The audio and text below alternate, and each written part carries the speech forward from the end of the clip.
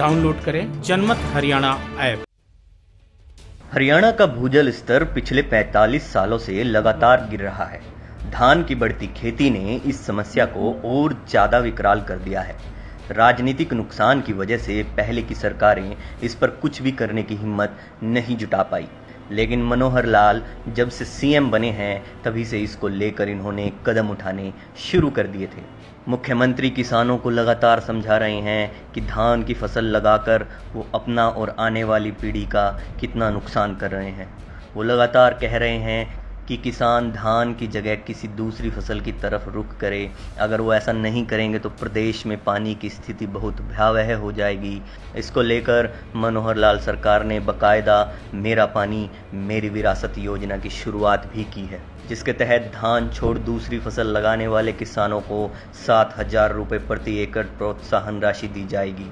योजना के तहत किसानों को दूसरी फसलें जैसे मक्का, दाल लगाने की सलाह दी गई है और उन फसलों की खरीद की गारंटी भी सरकार द्वारा दी जा रही है कि जो बंधु अपनी निश्चित मात्रा में छोड़ते हैं, अपना धान बोना छोड़ते हैं, तो हम उनको घोषणा करते हैं कि 7,000 रुपया प्रति एकड़ ये हम इस सीजन में धान न बोने की एवज में और जो फाइनेंशियल प्रोत्साहन राशि के रूप में ये दिया जाएगा। इसके साथ उनकी प्रोक्योरमेंट, खास करके मक्का और दालें, इनकी प्रोक्योरमेंट ये हम निश्चित रूप से करेंगे, इसकी गारंटी दी जाती है, क्योंकि मक्का इसकी प्रोक्योरमेंट करना आवश्यक है, बड़ी मात्रा में ये होगा। दालें भी बहुत कम मात्रा में होती हैं, जितनी भी होंगी उसकी प्रोक्योरमेंट ये हम अवश्य करेंगे। न्यूनतम समर्थन मूल्य पर उनकी प्रोक्योरमेंट की जाएगी। कृषि वैज्ञानिक डॉक्टर सेन दास भी सरकार के कदम का समर्थन कर रहे हैं। उनका भी मानना है कि अगर किसान धान की जगह दूसरी फसलों की तरफ जाते हैं तो पानी की बचत तो होगी ही, लागत में कमी आएगी, किसानों का मुनाफा भी बढ़ेगा।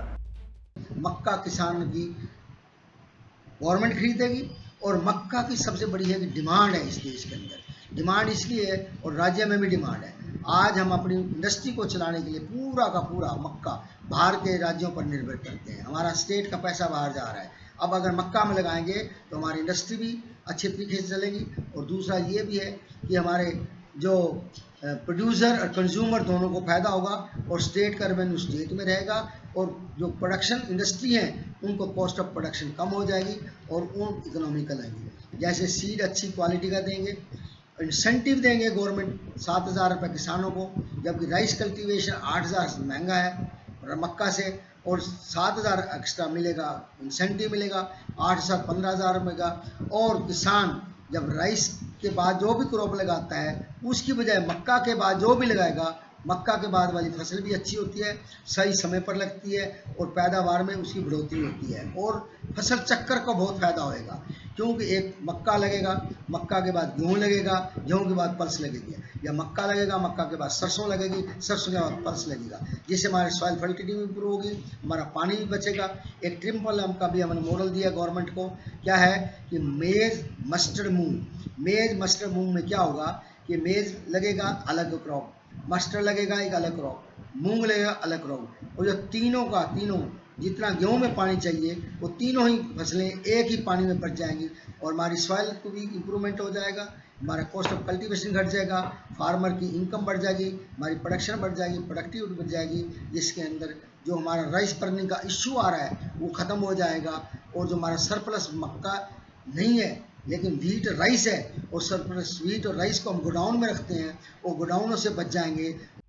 सरकार किसानों को लगातार कह रही है कि वो धान की जगह दूसरी फसलों को लगाए। इसको लेकर सरकार धान न बोने वाले किसानों को 7,000 प्रति एकड़ की प्रोत्साहन राशि भी देने जा रही है।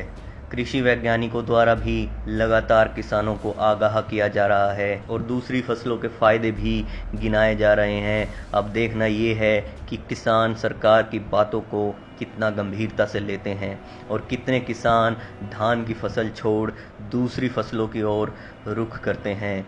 ब्यूरो रिपोर्ट, जनमत हरियाणा।